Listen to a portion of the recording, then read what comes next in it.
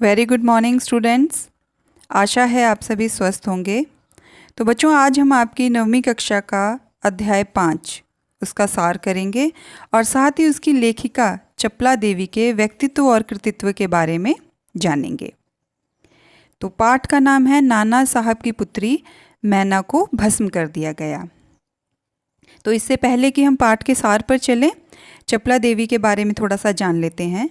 तो द्विवेदी युग की लेखिका चपला देवी के व्यक्तित्व और कृतित्व के बारे में ज़्यादा जानकारी उपलब्ध नहीं हो पाई। तो बच्चों, द्विवेदी युग जो है 1900 से लेकर 1920 तक का जो समय था उसे द्विवेदी युग कहते हैं। तो स्वतंत्रता आंदोलन में बहुत सारे पुरुष लेखकों के साथ साथ महिलाओं ने भी अपने लेखन से आज़ादी के आंदोलन को गति दी। पर कई बार ऐसा होता है कि अनेक रचनाकार इतिहास में दर्ज नहीं हो पाते, उसमें से चपला देवी भी एक रही।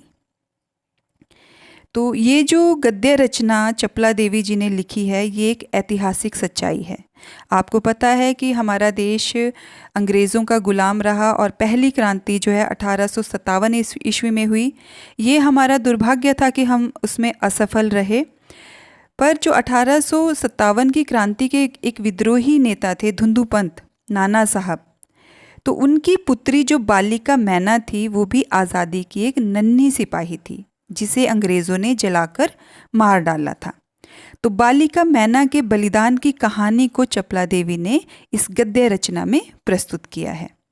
और यह गद्य रचना जिस शैली में लिखी गई है उसे हम रिपोर्टाज का प्रारंभिक रूप कह सकते हैं। जैसे अभी आप न्यूज़ चैनल्स में देखते हैं, जो एंकर होते हैं वो रिपोर्ट बनाते हैं, किसी घटना पर रिपोर्ट बनाते हैं, वो प्रस्तुत करते हैं।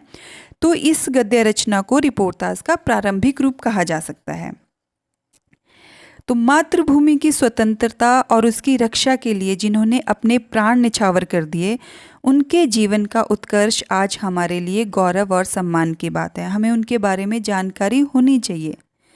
उस गौरवशाली किंतु विस्मृत परंपरा से किशोर पीढ़ी को परिचित कराने के उद्देश्य से इस रचना को हिंदू पंच के बलिदान अंक से लिया गया है। एक तो ये गौरवशाली गाथा है बालिका मैना की, किंतु विस्मृत होता है कि जिसको हम भूलते जा रहे हैं, जिस परंपरा को हम भूलते जा रहे हैं। जो आज़ादी के सिपाही थे उनके बलिदानों को हम आज हमारी पीढ़ियों को ना पता है और हम उसको भूलते भी जा रहे हैं। तो आप बच्चों तक उनकी बलिदान की गाथाएं पहुँचे, इसलिए इस रचना को हिंदू पंच के बलिदान अंक से लिया गया है। और हिंदी गद्य के प्रारंभिक रूप को विद्यार्थी जान पाएँ कि पहले गद्य कैसे लिखे जाते थे, इसलिए इस गद्य रचना का मुद्रण होता है छपाई, जिस तरह से ये छपी थी, और वर्तनी मतलब जो शब्द जिस तरह से जैसे शब्द और वाक्य प्रयोग किए गए थे उनमें बिना किसी परिवर्तन के इसे अविकल प्रस्तुत करने का प्रयास किया गया है कि जैसी ये तब लिखी गई थी वैसी ही आपके सामने प्रस्तुत की जा रही है और आप जान सकें कि बालिका मैना की जो एक गाथा थी ये कितनी गौरवशाली रही है। तो सार पर चलते हैं बच्चों। सन 1857 के विद्रोह का वर्णन करते हुए लेखिका ने बताया है कि जब असफल धुंधुपंत नाना साहब कानपुर से भागे तो वे अपनी पुत्री मैना को साथ नहीं ले जा सके, क्योंकि वो इतना सब कुछ जल्दी था, तो वो उनको अपनी पुत्री को साथ ले जाने का समय नहीं लगा और अंग्रेज़ों ने उस देवी को बड़ी क्रूरता से जला डाला। और इस दृश्य को देखकर जो है पत्थर हृदय भी बिल्कुल मोम की तरह पिघल जाए। तो हुआ क्या, ये सारी घटना कैसे घटी, इसके बारे में चपला देवी ने इस अध्याय में बताया है। तो अंग्रेज़ी सैनिक कानपुर से नाना साहब का राजमहल लूटने विठुर जा पहुँचे, क्योंकि जो ब्रिटिशर्स थे उनका आदेश हुआ कि जो भी विद्रोही थे 1857 के जो भी विद्रोही थे उनके पूरे धन संपदा को लूट लिया जाए और उनका कोई भी रिश्तेदार तक भी जो है वो जीवित नहीं बचना चाहिए। तो धन दौलत लूटने के बाद जब भवन को तोप के गोलों से घिरा देने का निश्चय किया कि अब वो तोप से गिरा देंगे, महल को ध्वस्त कर देंगे, तभी बरामदे में एक सुंदर बालिका आकर खड़ी हो जाती है और वो सेनापति से गोले ना दागने की प्रार्थना करती है। वो सेनापति को कहती है कि आप इस महल को ध्वस्त मत कीजिए, और वह उनसे अनुरोध करती है कि आप महल की रक्षा कीजिए। कि इस स्थिर मकान का क्या दोष है? दोषी तो वो हैं जिन्होंने आपके विरुद्ध शस्त्र उठाए।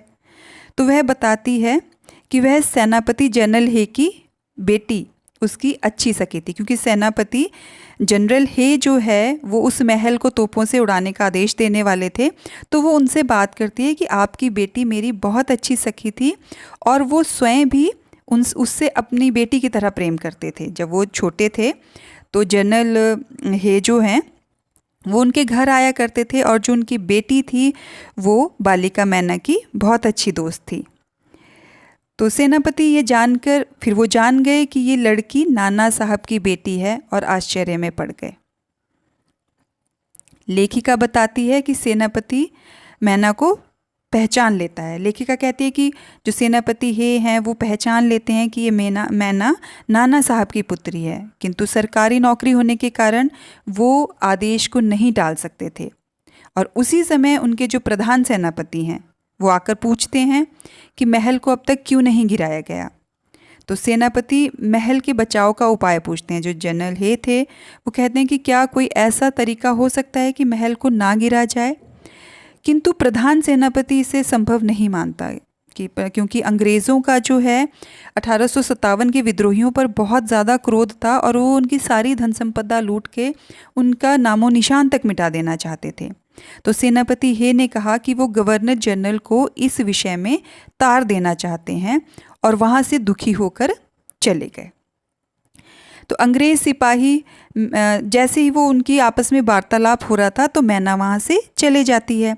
तो अंग्रेज़ सिपाही महल में मैना को खोजते हैं, किंतु वह कहीं भी उन्हें नहीं मिलती है, क्योंकि पहले जो है सुरक्षा को ध्यान में रखते हुए महल में बड़ी बड़ी सुरंगें बनाई जाती थी जो वहाँ से निकल के कहीं दूर निकल जाती थी। तो उन्होंने ढूंढा पर बालिका मैना उनको नहीं मिली, और जनरल हे ने जब तार भेजा तो शाम को ही लॉर्ड कैनिंग का तार वापस आ गया। उसमें जवाब आया जिसमें लिखा था कि नाना साहब से संबंधित एक भी चिन्ह नहीं बचना चाहिए, कि ना उनकी धन संपदा, ना उनका महल, ना उनके रिश्तेदार, किसी पर भी दया भाव नहीं दिखाया जाए। उसके आगे जैसे ही लंदन की तार के आते ही जो प्रधान सेनापति थे उन्होंने 1 घंटे के अंदर अंदर नाना साहब के महल को नष्ट कर दिया, और लंदन के प्रसिद्ध पत्र में यह छपा कि बहुत दुख की बात है कि नाना साहब को नहीं पकड़ा गया। सभी अंग्रेज़ बहुत क्रोधित हैं और वो अंग्रेज़ों के हत्याकांड का बदला लेंगे, क्योंकि उस विद्रोह में बहुत सारे अंग्रेज़ मारे गए। तो अंग्रेज़ों का बहुत ज़्यादा क्रोध था 1857 के विद्रोहियों पर, तो वो इनसे बदला लेना चाहते थे।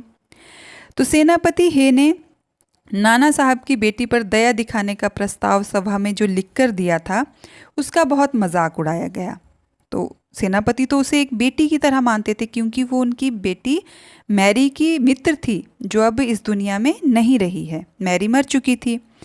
तो पर सभा में उनका बहुत मजाक उड़ाया जाने लगा कि सेनापति पर वृद्धावस्था में बालिका के सौंदर्य पर मोहित होकर कर्तव्य भूलने का आरोप लगाया गया। उनका ये मजाक उड़ाया गया कि वो बालिका मैना के सौंदर्य को देखकर अपने कर्तव्य को ही भूल गए।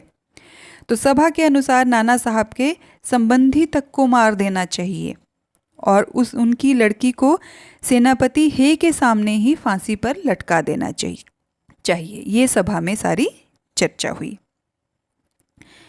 तो आगे लेखिका बताती है कि आधी रात के समय नाना साहब की कन्या उस ध्वस्त महल की जो राख बन चुकी थी उसके ढेर पर आकर रो रही थी। जैसे ही सैनिकों ने आवाज़ें सुनी तो वो वहाँ आकर पहुँच गए और उससे प्रश्न पूछने लगे कि तुम कौन हो, किंतु उसने कोई जवाब नहीं दिया, क्योंकि अब उसके मन में कोई डर भी नहीं था, क्योंकि जो नहीं होना था वो तो हो चुका था। पर जनरल आउट्रम जो थे वो उसे पहचान गए कि ये नाना साहब की बेटी मैना है। उन्होंने उसे बंदी बना लिया, और उसको वो प्रार्थना करती रही कि मुझे जी भर के मेरे जो महल का भग्नावशेष है, जो राख बची है, उस पर मुझे बैठकर जी भर के एक बार रोने तो दो। पर उन्होंने नहीं सुना और उसे बंदी बना दिया, और पत्थर हृदय जनरल ने उसकी एक भी बात नहीं सुनी और उसे कानपुर के किले में कैद कर दिया गया। अगले दिन एक पत्र में छपा कि कानपुर जेल अग्निकांड में नाना साहब की इकलौती बेटी को जलाकर मार डाला गया। तो सभी ने उस बालिका को देवी समझकर प्रणाम किया। तो अंततः जो है अंग्रेज़ों ने नाना साहब का बदला लेने के लिए उनकी बेटी पुत्री मैना को जलाकर राख कर दिया और सभी देशवासियों ने उसे देवी मानकर, क्योंकि वो एक देवी थी जिसने स्वतंत्रता के लिए अपनी प्राणों की आहुति दे दी, तो सभी उसे देवी मानकर उन्होंने मन से उनको प्रणाम किया। तो ये था आपके गद्य रचना का सार। तो ये छोटी सी कहानी इसका हम पूरा विस्तार से इसको अगले वीडियो में पढ़ेंगे। आशा है आप सभी को समझ आई होगी। Thank you and have a nice day.